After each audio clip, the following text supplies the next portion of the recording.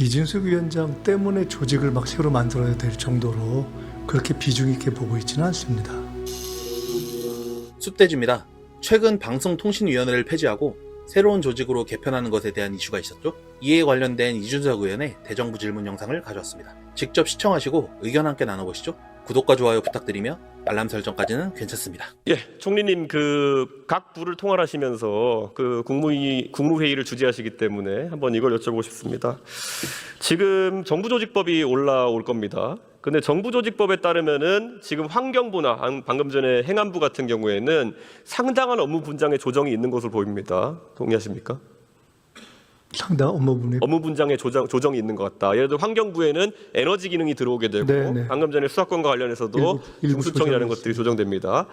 그런데 이 두 부처의 장관님들에 대해 가지고는 상당한 기능이 추가됐음에도 인사청문회를 다시 한다든지 아니면 인사를 새로 선임하는 과정은 거치지 않고 있습니다. 맞지 않습니까? 전혀 처음 지금 제기되는 문제지.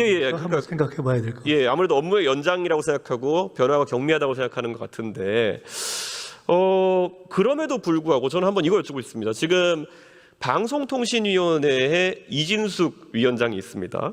그런데 이번에 과방위에서 지금 올라오려고 하는 법안이 방송통신위원회를 방송미디어통신위원회로 개편하면서 사실상 위원장을 새로 선임해야 된다라는 이야기가 나오고 있습니다. 그럼 아까 부의 업무가 추가되면 장관이 바뀌지 않고 청문회도 새로 하지 않는데 지금 방송통신위원회와 방송미디어통신위원회 업무가 솔직히 뭐가 다른지 총리님 혹시 간단하게 설명해 주실 수 있습니까? 일단 이것은 전혀 새로운 기구가 새로 만들어지는 것이고요. 아마 OTT를 제외한 방송 사업 부분까지가 결합이 된다 이렇게 제가 들었습니다.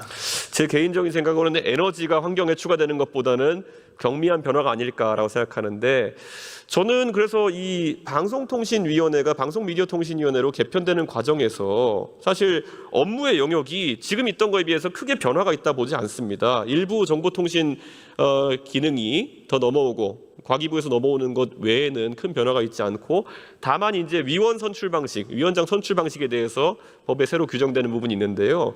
이렇게 하다 보니까 이게 진짜 어떤 위원회 조직의 새로운 업무 분장이 필요해서가 아니라 말 그대로 정권의 불편한 인사인 이진숙 위원장을 교체하기 위한 위인 설법 같은 것 아니냐라는 지적이 나오는데 어떻게 생각하십니까?